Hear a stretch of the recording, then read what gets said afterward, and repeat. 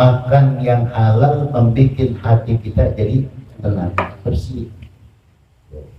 Saya berlepas hinggap atau nemplok di tempat yang bersih. Nggak pernah nemplok di kotoran, di sampah, nggak pernah. Itu gambar orang yang beriman. Sumber makanan yang halal pasti betah di tempat yang lain. Kalau sumber makanan yang haram nggak betah di majlis taklim, nggak betah di masjid. Kenapa? Hawanya lain.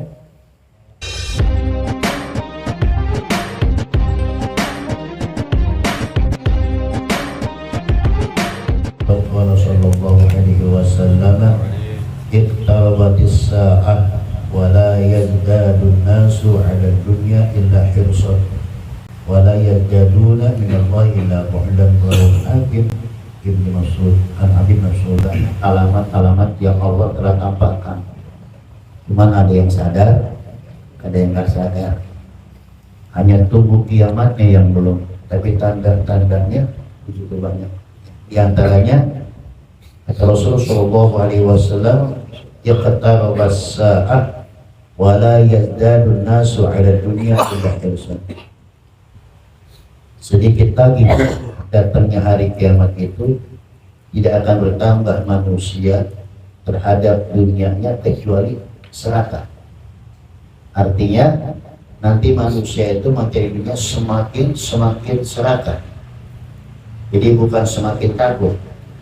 Ya, nanti memang ditanamkan oleh Allah sifat hubbud dunya wa karahiyatul. Salah satu hadis Rasulullah SAW, di mana salah satu orang-orang yang ditanamkan oleh Rasulullah SAW oleh Allah kepada umatnya, di antaranya satu, punya sifat Tuhan. Apa Tuhan? Hubbud dunya wa karahiyatul. Dalam satu hadis Rasul menyatakan, ya, Nusibul umam antada alaikum kama tada'al akhlaqu ila qas'atiha. Hampir saja kalian itu dikepung, dikelilingi oleh musuh-musuh kalian, baik dari arah barat, timur, selatan. Seakan-akan mereka itu menikmati sebuah hidangan yang berada di nampan. Kita umat Islami sebagai santapan. Kemudian sahabat bertanya, apakah kita sedikit? Ya Rasulullah, tidak.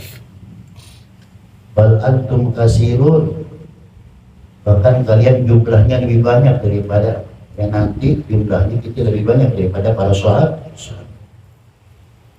Tapi sayang, kata Rasulullah SAW, Usahum kakusai sail, jumlah banyaknya itu bagaikan buih di tengah lautan, gak berkualitas, hanya sekadar jumlah atau kuantitas, tapi sudah tidak berkualitas.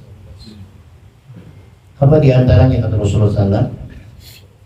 Kalau sudah kondisi kita semacam itu, ya, Allah akan angkat wibawa umat Islam di mata orang-orang atau di mata musuh-musuh Islam.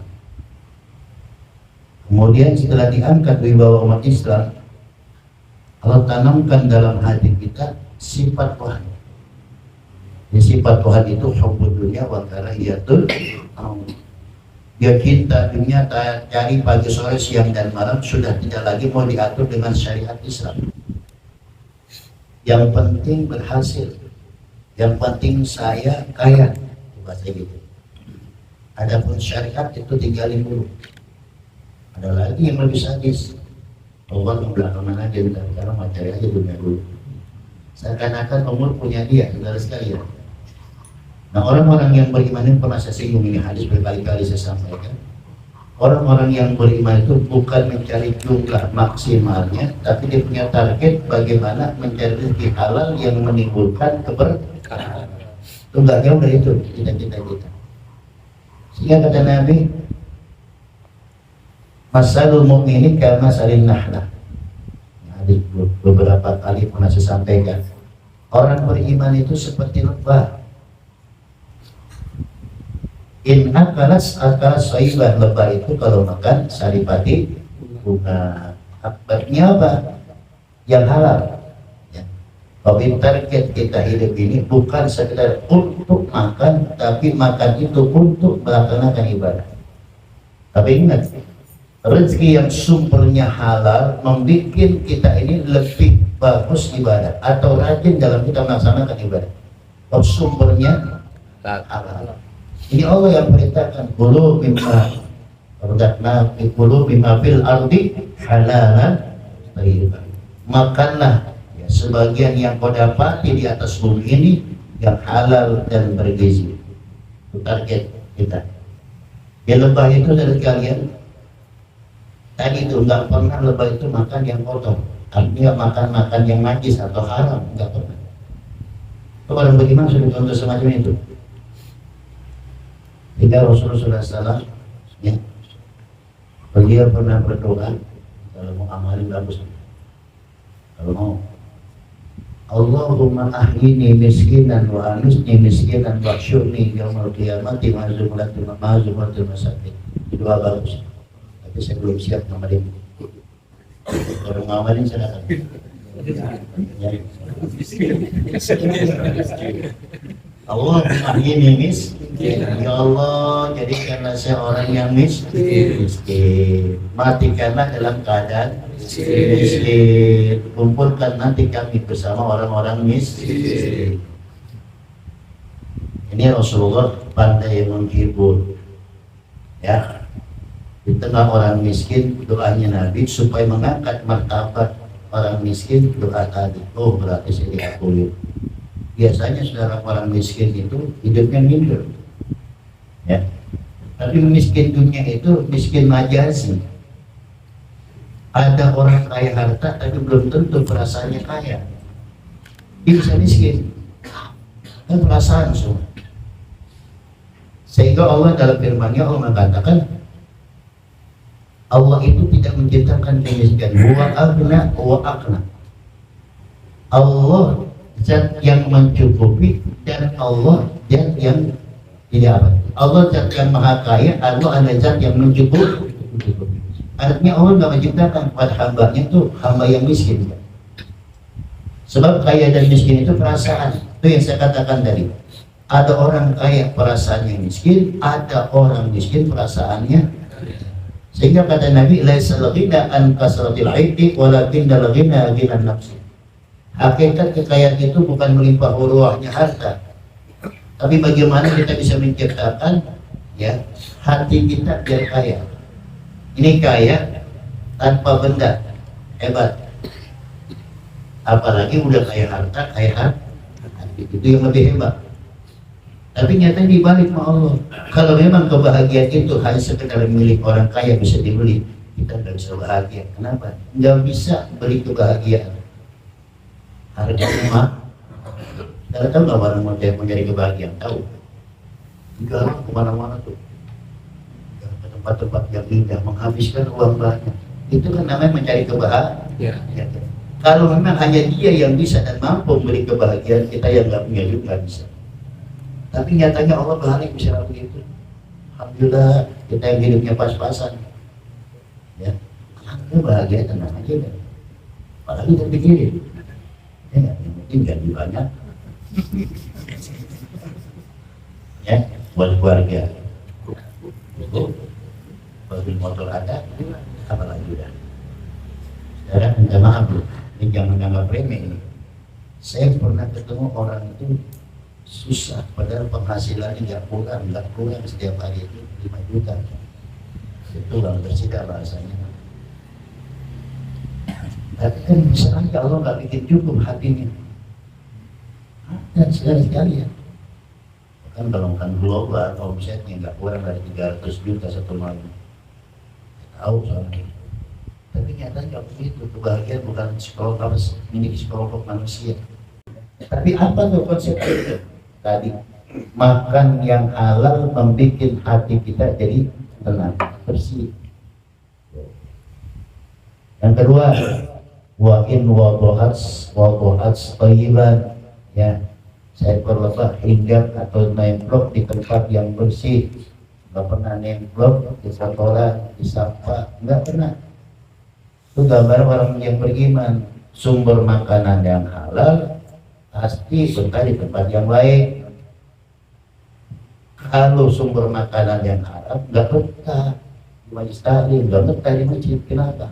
Hawanya lain, ya, berisah. Kenapa? Sebab sumbernya tidak halal. Tapi yang halal enak aja, nggak berisah, tenang aja. Itu kata Nabi. Yang ketiga, wa in waqa'as ala udin nakhlin lam takassar usai kerbah, biar dia hinggap di ranting kecil yang kering tidak bisa mematahkan ranting tadi. Orang beriman begitu, ya. Hidup dimanapun kita nggak menjadikan apa usul di tengah kehidupan masyarakat. Makanya ada orang yang mampu oknum latar belakang Islam, sementara dia membuat rusuh, itu termasuk bukan orang yang beriman. Beda, ya. Beda. Setiap mukmin pasti muslim, tapi muslim belum tentu mukminnya, ya. Contoh, ada orang setiap dia masuk Islam mengucapkan dua kalimat syahadat muslim, tapi sebelum dia menjalankan perintah Allah, meninggalkan larangan Allah, belum mukmin namanya. Baru statusnya berubah dari non muslim menjadi muslim. Nah, apa itu mukmin? Mukmin itu antara iqrarun fil lisan wa tasdiqun fil qalbi wa af'alun bil arkan.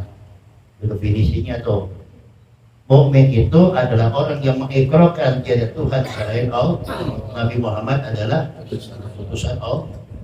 Itu lisan. Cukup nggak? Belum cukup. Harus kita yakinkan dalam hati kita. Dan kita yakin tiada Tuhan selain Allah, Nabi Muhammad adalah utusan Allah. Cukup? Belum cukup. Hanya sekedar dua itu baru. Tapi saat mereka melaksanakan perintah yang baru, namanya mukmin. Tiga tuh, ya, tiga hal yang kita lengkapi supaya kita menjadi orang mukmin. Adapun ibadahnya sempurna enggak sempurna itu urusan belakangan. Tapi konsep dalam kita beriman kepada Allah, beriman menyatakan lisan dan hati, kemudian kita mengamalkan apa yang diperintahkan oleh Allah. Itu namanya iman. Jadi kalau makan ada orang ngaku Islam, tapi kerjaannya bikin adu domba, selalu membuat rusuh di tengah masyarakat, mereka senang berhasil menggoyangkan orang. Ingat saudara sekalian, memecah belah umat dosa dan manusia yang terjelek di dunia ini. Syarrun nas al-masyauna bin namimah al-mufarriquna bainal ahibah. Manusia yang paling jelek itu selalu mereka itu memecah belah persahabatan manusia. Provokator, buzzer terus sekarang.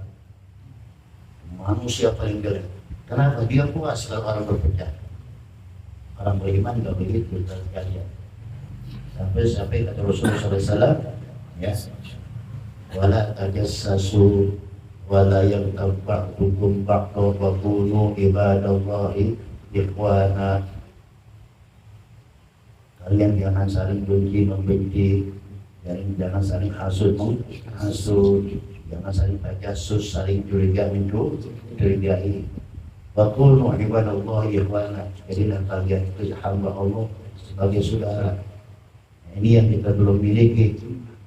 Orang beriman itu bila saudaranya mendapatkan musibah, dia terasa musibah pun dia rasakan.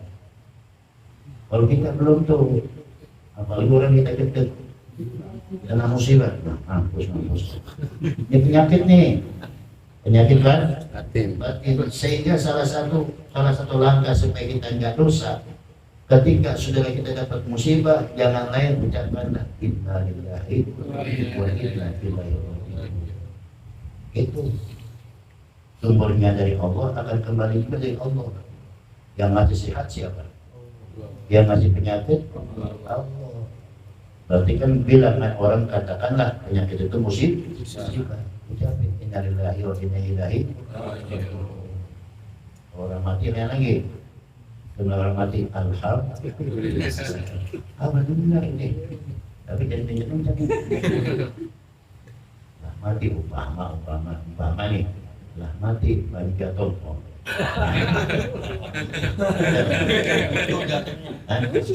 Itu sebenarnya alhamdulillah innalillahi wa inna ilaihi begitu sebetulnya kesempurnaannya. Tapi ini kan kadang-kadang orang ini biasanya ucapan alhamdulillah itu hanya dapat nikmat, gitu kan? Itu alhamdulillah yakin ada preman mati, alhamdulillah juga gara-gara mati aman kamu kita kan alhamdulillah. Orang baik mati, alhamdulillah innalillahi, dia sudah cukup bukan amalia yang dibawa. Jadi relatif. Teman tadi, saudara harus bedain. Orang mati, alhamdulillah, innalillahi, jangan pelanin, alhamdulillah, baru innalillahi, boleh kasih. Berantem saudara bisa, perlu dirang banget, boleh-boleh. Ya, nggak boleh, ya. Itu yang pertama tuh. Jadi bagaimana kita ini menjadi orang Islam, ya, orang beriman, bisa kita bersanding, kita merasa nyaman. Enak. Jangan terjasus, saling curigai, jangan saling benci-benci, jangan saling benci-membenci. Rabbuna ibadallah irfana. Sampai-sampai kata Nabi al-mu'min lil-mu'min kal-bunyani yashuddu ba'duhu ba'da. Orang beriman satu lainnya bagaikan sebuah bangunan yang saling memuatkan satu antara lainnya. Bangunan tercipta, ada fondasi, ada tiang, ada genteng, ada tembok, semua. Nah, intinya apa? Kita jaga masing-masing kelebihan, ya. Kita sempurnakan bila terdapat kekurangan, kurangnya kita sempurnakan, yang sempurna kita lawan. Nah, selanjutnya wala yaduna minallahi illa bulla. Ini yang kita khawatirkan. Ya nanti di akhir zaman itu orang sudah semakin sifatnya serakah. Kalau sudah sifat serakah, mereka bukan dekat sama Allah, semakin jauh.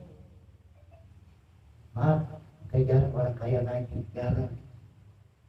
Tapi kaya yang belum gede nih ya.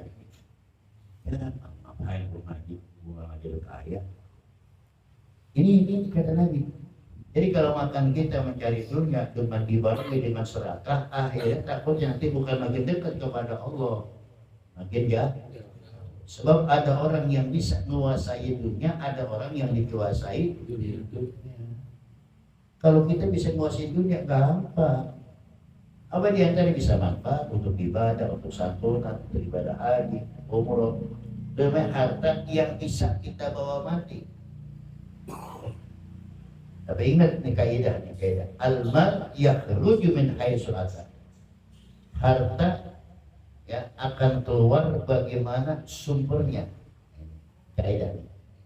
Kalau sumbernya halal, nggak bakal mau diajak maksiat. Sumbernya halal. Jadi nggak mau tuh harta yang halal tuh nyeret kita untuk melakukan perbuatan maksiat enggak. Gitu loh. Dan harta yang haram pun tidak akan mau jatuh ke tempat yang baik dan masing-masing tempatnya. Gak mungkin maling merampok sedekah di masjid, malah yang ada di bawah. Paham ya? Nah kita sekarang muhasabah introspeksi diri. Kira-kira rezeki yang kita makan ini kira-kira halal, banyakan yang halal apa haram? Wallah a'lam bishawab. Mudah-mudahan halal. Ya, kalau kita bisa nilai zahirnya saja, yang kita nggak tahu urusan Allah. Makanya sampai Nabi katakan al halal bayyinun wal haram bayyinun wa ma bainahuma umurun mustabihat. Yang halal jelas, yang haram jelas. Itu tengah halal dan haram itu syubhat yang pernah saya contohin ya. Kalau asalnya haram ya putar-putar bagaimana itu bisa halal. Ada orang nyolong ayam dimasak opor, ya. Ada orang nggak makan dagingnya, makan kuahnya doang, gimana tuh? Ayam hasil nyolong. Kalau ayam kan bukan ayam, ya. Bumbu punya kita, ayam punya kita, mana yang duluan boleh nyolong? Halal. Hah? Kan ayam belum makan. Punya doang. Ini namanya termasuk kekuatan haram lebih kuat daripada yang halal. Kedudukan haram lebih kuat. Contoh, kalau halal satu jalan, rezeki yang halal berarti kita makan halal. Karena rezeki yang haram, duitnya haram, kita beli barang yang halal, haram nggak? Dan yang halal kita beli, tapi sumber duitnya haram, jadi haram. Sekarang rezekinya halal, apa halal? Kita beli yang haram. Haram juga. Ulangin. Lagi senang ngantuk dulu. Rezekinya halal. Cuma satu jalan, pasti makan yang kita beli halal. Sekarang rezekinya halal, kita beli barang yang haram. Haram. Haram. Sekarang rezekinya haram, kita beli yang halal. Haram. Dua jalan. Jadi kedudukannya lebih kuat haram daripada halal, gitu loh. Oh, nah sekarang ada orang prinsip hidup ini, karena masa jangankan yang halal, yang haram juga susah. Itu ya, makanya sering hadir di majelis taklim, sering sholat duha. Suatu hari doanya Allahumma nikah haroman fatoh ya Allah, sekiranya rezeki yang saya dapatkan ya Allah sumbernya haram, sucikan ya Allah rezeki saya nggak tahu, hanya Allah yang bisa memilah daripada halal dan haram. Tapi sekuat tenaga kita, insya Allah kita berusaha untuk harta yang halal. Jadi itu sumbernya. Kalau makan orang itu cari dunia serakah, apa serakah dia nggak pikirkan halal dan haram, mengorbankan orang lain pun ya rela, bahkan saudaranya pun dikejar. Yang namanya duit nggak ada saudaranya, saudara pribadi. Ya, kan banyak orang bisnis begitu. Ya nggak, darah boleh sama satu tabung, tapi urusan dunia duit nggak ada. Ada kan? Gara-gara bisnis begitu kan? Sifat orang bisnis kalau tidak dilatari dengan akhlak dan iman, daripada saya dijatuhkan, mendingan saya jatuhkan duluan. Itu prinsip bisnis. Daripada saya tersaingi, lebih baik saya saingi, nggak mau disaingi. Dan itu udah prioritas. Ya, kecuali orang yang betul usaha dilandasi dengan iman, dia akan dapatkan sadar apa sih yang kita banggain, apa sih yang kita takutin. Kita masing-masing udah diatur kok rezekinya. Rezeki saya bukan buat saudara, di saudara bukan buat saya. Allah nggak keder, ya keder kita nyarinya. Maka saya nggak pernah cemburu dan nggak pernah dapat kesaingan siapapun Ustaz. Ayo, sama Ustaz, nggak pernah dapat kesaingan saya. Ayo takutin, gue punya semua. Bahasanya begitu bahasa, untuk menghibur diri. Kalau kita nggak punya kesadaran semacam itu, merasa tersaingi dan nggak ingin, rusak itu.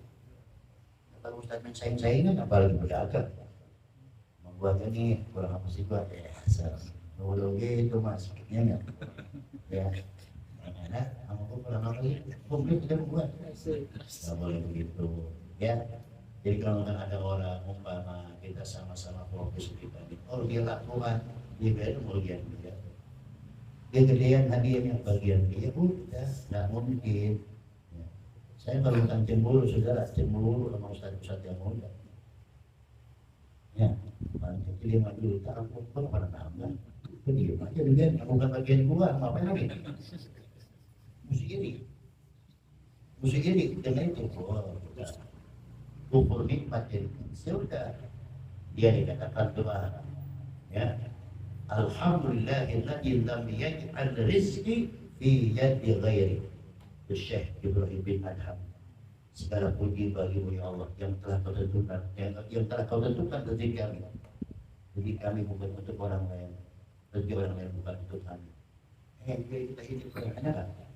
Ini mudah-mudahan bermanfaat. Amin ya Allah. Allah Allah.